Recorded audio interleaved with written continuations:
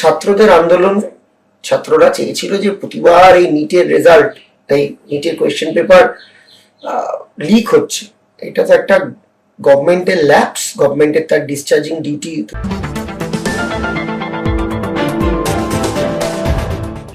তো সেই ল্যাব, সে হেড অফ দ্য ডিপার্টমেন্ট, যিনি মন্ত্রী মহোদয়, তার পদত্যাগ। আমার মনে হয় এটা আগে করে নিলেই ব্যাপারটা এত অব্দি যেত না।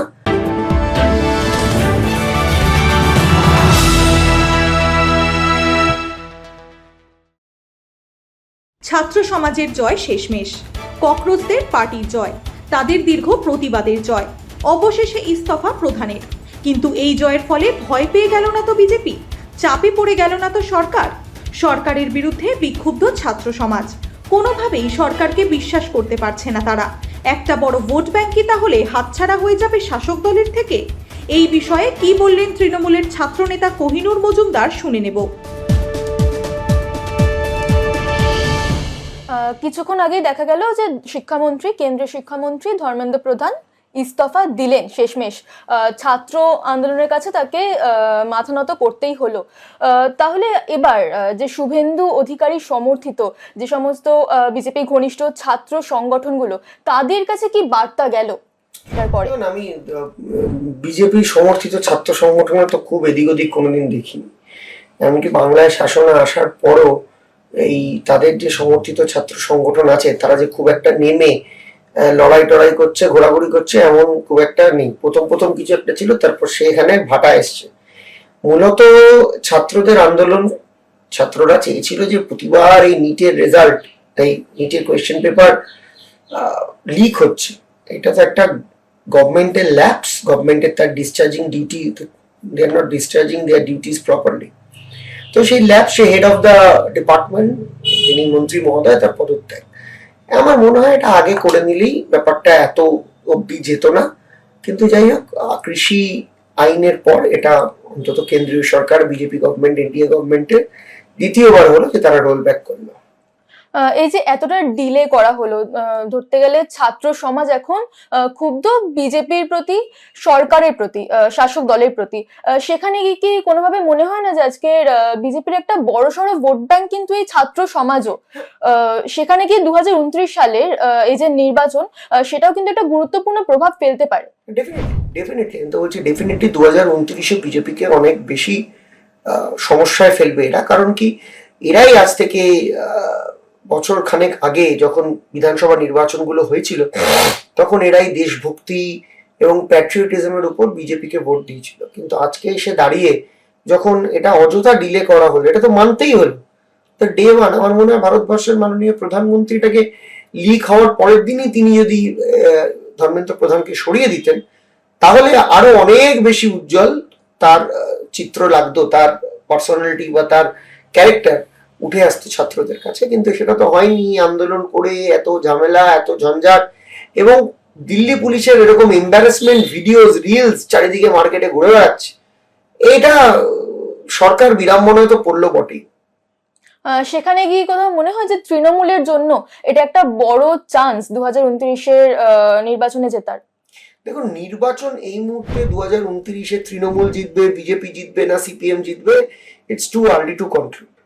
তবে আমি এইটুকু বলতে পারি যে 2029-এ ভারতীয় জনতা পার্টির ক্ষেত্রে এই নিট আন্দোলন এটা নিশ্চয়ই অনেকটা সমস্যা ফেলবে। গত এই 10 দিনের মধ্যে এই যে বিক্ষোভ সোশ্যাল মিডিয়ায় ছড়িয়ে পড়েছে আমরা দেখতে পাচ্ছি, আপনি এটাকে কিভাবে দেখছেন? এটা কি পুরোটাই মানুষের ক্ষোভ, নাকি কোথাও গিয়ে একটা বিরোধী দলের প্রচার? না, দেখুন, একটা জিনিস তো ঠিক, সরকারের বিরুদ্ধে যখন জন আন্দোলন কোনো সৃষ্টি হয়, সেটা যে কোনো হতে পারে, সেটা সিএ হতে পারে, এনআরসি মুভমেন্ট হতে পারে, বা নিটের মুভমেন্ট হতে পারে, বিরোধী দল ন্যাচারালি তার পাশে থাকবে। এবং এটা বিরোধী দলের উচিত যে সরকারের বিপক্ষে যখন কোনো রায় হচ্ছে, কোনো পাবলিক ওপিনিয়ন উঠছে, সেটার মধ্যে পার্টিসিপেট করা। সেটা তৃণমূল আমলেও হয়েছে, তৃণমূল যখন বিরোধী ছিল, বিজেপি যখন বিরোধী ছিল, এমনকি সিপিএম যখন বিরোধী ছিল, এরকম অনেক গণ আন্দোলনে সিপিএম পার্টিসিপেট করত। তো সেক্ষেত্রে ন্যাচারালি বিরোধী দল তো থাকবেই এর মধ্যে, তাদের তো সলিডারিটি বিরোধী দল জানাবে। বিরোধী দল তো সরকারের পাশে গিয়ে বলবে না যে এই আন্দোলন বন্ধ করে দাও, তারা তো ন্যাচারালি ওর সঙ্গেই থাকবে। কিন্তু আন্দোলনটা অর্গানিক্যালি ন্যাচারালি উঠেছিল এবং এই আন্দোলনটা ন্যাচারালি তার রেজাল্ট দিয়েছে। আপনার মতে এই যে সোশ্যাল মিডিয়ায় জেনজির যে একটা আন্দোলন, সেইটা বিজেপির আইটি সেল কার্যকরভাবে মোকাবিলা করতে পারলো না কেন, কি কারণ? না না, আমি সোশ্যাল মিডিয়াতে তো সাধারণ যারা ইয়াং জেনারেশন তারা উঠে এসে তারা দেখিয়েছে প্রচুর স্বতঃস্ফূর্তভাবে প্রচুর মানুষ বিভিন্ন, ধরুন চেন্নাইতে কেউ থাকে সে দিল্লিতে খাবার পাঠাচ্ছে, কেউ হরিয়ানায় থাকে সে দিল্লিতে খাবার পাঠাচ্ছে, কেউ বেঙ্গলে থাকে, এমনকি কেউ মার্কিন যুক্তরাষ্ট্রে এনআরআই সেও আন্দোলনটা দেখে খাবার পাঠাচ্ছে, আন্দোলনে নৈতিকভাবে সমর্থন জানাচ্ছে। সেক্ষেত্রে যখন নৈতিক সমর্থন সাধারণ মানুষের একটা আন্দোলনে থাকে, কোনো পলিটিক্যাল পার্টি সেটাকে অত ইজিলি রেজলিউট করা যায়। এই ছাত্র আন্দোলনের মেন যে দাবিটা সেটা কিন্তু ছিল ধর্মেন্দ্র প্রধানের ইস্তফা। তারপরেও আরো 3টে দাবি তারা রেখেছিল। সেখানে গিয়ে প্রথম দাবি কিন্তু তারা জিতে গেছে, তারা মানে পেয়ে গেছে যেটা তাদের দরকার ছিল। এটা কি তাহলে এইটাই কি শুধুমাত্র তাহলে ছাত্র আন্দোলনের জয়, নাকি এখনো পর্যন্ত পথ চলা বাকি রয়েছে? দেখুন, একটা ইতিহাস সাক্ষী আছে, একটা আন্দোলন কোনোদিন একদিনে শেষ হয়ে গিয়ে তার যে ইম্প্যাক্ট, তার যে লং রানিং ইম্প্যাক্ট, সেই ইম্প্যাক্ট সেদিনই শেষ হয়ে যায় না। আন্দোলন হয়েছে, তার ইম্প্যাক্ট কন্টিনিউ করেছে। তো আমার ধারণা এই আন্দোলন যেটা হয়েছে এবং যেখান থেকে এই আন্দোলন সাকসেসফুল, তার কারণ আন্দোলন সাকসেসফুল কেন আমরা অঙ্কের খাতায় জানি যে তারা যা ডিমান্ড করেছে সেই ডিমান্ড ফুলফিলড হয়েছে, তার মানে আন্দোলন সাকসেসফুল। এই সাকসেসফুল আন্দোলন হওয়ার পরে নিশ্চয়ই তো আরো অনেক আউটকাম আছে, এটা আমরা ফিউচারে দেখতে পাবো। এইটা কি কোথাও গিয়ে মোদী সরকারের রাজনৈতিক অবস্থানকে দুর্বল করলো? নিশ্চিত নিশ্চিত। ভারতের প্রধানমন্ত্রী রাত্রিবেলা তার নিজের মোবাইল থেকে ভিডিও আপলোড করতে হচ্ছে, এটা নিশ্চিত ভারতবর্ষের এনডিও সরকারকে চিন্তার মধ্যে তো ফেললই। এবং তারা রোল ব্যাক করেছে। তারা তো প্রথমে Bangladesh, Pakistan, Palestine, middle east অনেক কিছু হয়েছে, তো প্রথমেই তো অ্যাকসেপ্ট করেনি, অ্যাকনোলেজ করেনি মুভমেন্টটা যে ইন্ডিয়ান মুভমেন্ট ছিল। প্রথমেই একটা দিক চলে যায় ভারতীয় জনতা পার্টি, যেটা হচ্ছে পাকিস্তান, সেটা গেছিল, they went into that channel, but it was not successful. Dharmendra প্রধানের পদত্যাগ আমরা দেখেছি, দিল্লির একটা মুভমেন্ট, দিল্লির একটা আন্দোলন কিন্তু কলকাতাতেও এসেছে। শুধু কলকাতা কেন, আরো ভিন্ন ভিন্ন শহরে তো ছড়িয়ে পড়েছিল। তাহলে এই যে ধর্মেন্দ্র প্রধানের পদত্যাগ, সেটা পশ্চিমবঙ্গের বিজেপির রাজনীতিকে কতটা প্রভাবিত করবে? দেখুন, আমি একটা ব্যক্তিগত আমার মতামত যে বিজেপি পশ্চিমবাংলার নিট ইস্যুটা থেকেও আরো অনেক অনেক বেশি অন্য, সবে সরকার এসছে, একটা হানিমুন পিরিয়ড থাকে তাদের, সেই তাদের একটা অ্যাডভান্টেজিয়াস পিরিয়ড আছে। যদি ধরুন এই সরকারটাই 4 বছর অলরেডি হয়ে গিয়ে থাকতো, তাহলে ইম্প্যাক্টটা অনেক বেশি স্ট্রং হতো। ওয়েস্ট বেঙ্গল ইম্প্যাক্টটা ততটা স্ট্রং নয়। আর আমার মনে হয় না এই আন্দোলনটা পার্টিকুলারলি কোনো স্টেট ভিত্তিক, এটা ন্যাশনাল ভিত্তিক মুভমেন্ট এবং সামনে আমার ন্যাশনাল জেনারেল ইলেকশনস আছে। তো এই মুভমেন্টটায় ওয়েস্ট বেঙ্গল গভর্নমেন্টের ইম্প্যাক্ট যত না বেশি হবে, তার চেয়ে অনেক অনেক অনেক বেশি ইম্প্যাক্ট কেন্দ্রীয় সরকারের হবে। একজন ছাত্র নেতা হিসেবে আপনার কি মনে হয় রাজনৈতিক হাওয়াটা এই মুহূর্তে কোন দিকে বইছে, পশ্চিমবঙ্গের রাজনৈতিক হাওয়া? দেখুন, পশ্চিমবঙ্গের রাজনৈতিক হাওয়া এই মুহূর্তে একটু ডামাডোলের মধ্যে আছে। তৃণমূল কংগ্রেস আপনারা নিজেদের ভাঙন দেখেই বুঝতে পারছেন যে তাদের মধ্যে ভাঙনের ব্যাপার আছে। বিজেপিও যে খুব কমফর্ট জোনে আছে গভর্নমেন্ট তৈরি করে, এমনটা নয়।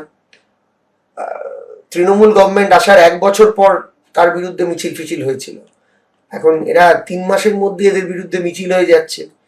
এবং ঠিক একইভাবে যে তৃণমূল সরকার এর বিরুদ্ধে অভিযোগ ছিল যে বিজেপি মিছিল মিটিংয়ে পারমিশন দেয় না, এখানেও সেই অভিযোগগুলো উঠছে। এবং মাননীয় মুখ্যমন্ত্রী তিনি পুরনো ফাইল টাইল বার করে একটা টার্মোয়েলের সিচুয়েশন মধ্যে এই মুহূর্তে বেঙ্গল পলিটিক্স যাচ্ছে। আমার মনে হয় এটাকে স্টেবল হতে গেলে, এটাকে একটু স্টেট ডাউন হতে গেলে আরো মাসখানেক সময় লাগবে। তারপর বোঝা যাবে যে বাংলার রাজনীতি এক্স্যাক্টলি এখন বাংলার রাজনীতি নিশ্চিত একটা অনিশ্চয়তার মধ্যে চারিদিকে আছে।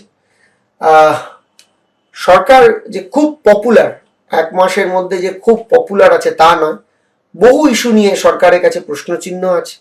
আবার এটাও ঠিক যে বিরোধীরা যে খুব স্ট্রংলি পারফর্ম করছে এমন নয়। আমরা দেখলাম অভিষেক বন্দ্যোপাধ্যায় শুভেন্দু অধিকারীকে বা বিজেপির সমালোচনা করার থেকে বেশি তার নিজের দলেরই সহকর্মী যাদের তারা বিরোধিতা করে তাদের নামে বলছে। আবার উল্টো দিকে এদিকে বিজেপি বিরুদ্ধে যখন বিরোধী দলনেতা এবং তারা একসাথে বিধানসভায় বলছেন, সেখানেও দেখা যাচ্ছে যে বিরোধী দলেরই বিধায়করা তাকে সামনে গিয়ে আটকাচ্ছেন। তো সেক্ষেত্রে দাঁড়িয়ে একটু ডামাডোল সিচুয়েশন আছে, একটু সেটেল ডাউন করতে সময় লাগবে। আমার শেষ প্রশ্ন, ব্যক্তিগতভাবে আজ আপনার লক্ষ্য কি, মূল লক্ষ্যটা এই মুহূর্তে কি? আজকে যদি আপনাকে বলা হয় যে অভিজিৎ দীপকের মতন একজন মুখ হয়ে উঠতে, সেটাতে আপনি বেশি স্বাচ্ছন্দ্য বোধ করবেন, নাকি রাজনৈতিকভাবে আপনি আপনার নিজের দলকে এগিয়ে নিয়ে যেতে বেশি স্বাচ্ছন্দ্য বোধ করবেন? আমার মনে হয় যে সবার বিভিন্ন রকম চরিত্র থাকে।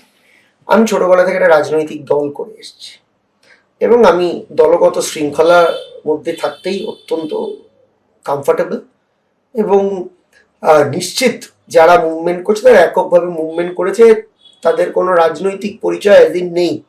কিন্তু আমি জাতীয়তাবাদী বিশ্বাসী, ধর্মনিরপেক্ষতায় বিশ্বাসী এবং গান্ধীয়ান সোশ্যালিজমে বিশ্বাসী। তো সেক্ষেত্রে আমি গান্ধীয়ান সোশ্যালিজম যারা ফলো করে, যারা ধর্মনিরপেক্ষতায় ফলো করে, যারা ফ্যাসিবাদের বিরুদ্ধে, জাতীয়তাবাদের পক্ষে যারা রাষ্ট্রবাদী, আমি তাদের পক্ষে। ট্রু নিউজ বাংলার সঙ্গে কথা বলার জন্য অসংখ্য ধন্যবাদ।